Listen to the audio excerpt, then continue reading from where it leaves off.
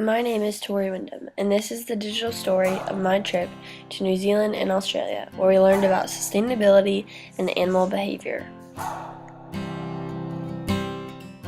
On the first full day in Queenstown, I went paragliding because we had a free day, and I got to experience the insanely awesome view of New Zealand for the first time, which I thought was the coolest thing I had ever done.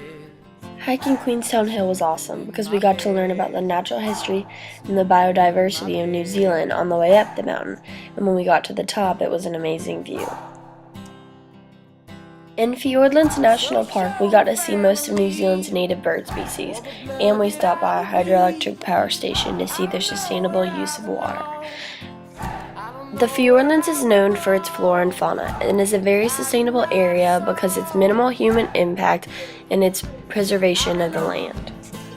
We stopped by a sheep farm and the Mackenzie Basin to learn about the impacts on the economy that these farmers make. In Aoraki, we got to witness the effects that the climate has on the biodiversity because the adaptive radiation showing in the plants that we got to study. While we were in Kaikoura, we learned about the effects of noise pollution and light pollution on the biorhythms of dolphins. However, Kaikoura is really sustainable because they limit the number of boats and the number of passengers that can be in the water. After swimming with dolphins, we got to have a full day of a coastline hike, and we got to witness all kinds of wildlife, including seals, and we even caught the sunset towards the end of the hike.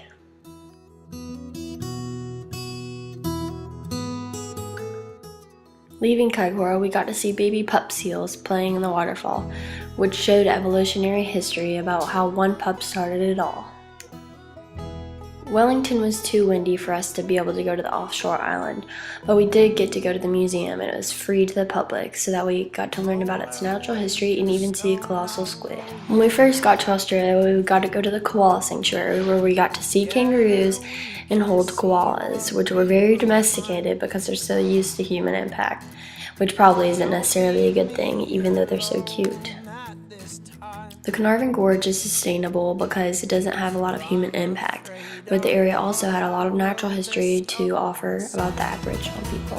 While Lady Elliot Island was my favorite place to go, it was also a really awesome area because we got to see how the Great Barrier Reef can provide its own ecosystem and see how the animals can affect that. And we learned about coral and how the coral can rebuild all the ecosystem as an ecosystem engineer. We finished out our trip in Sydney, which had a lot of people concentrated into a small area, but it was still beautiful, and we did get to see the Sydney Harbour.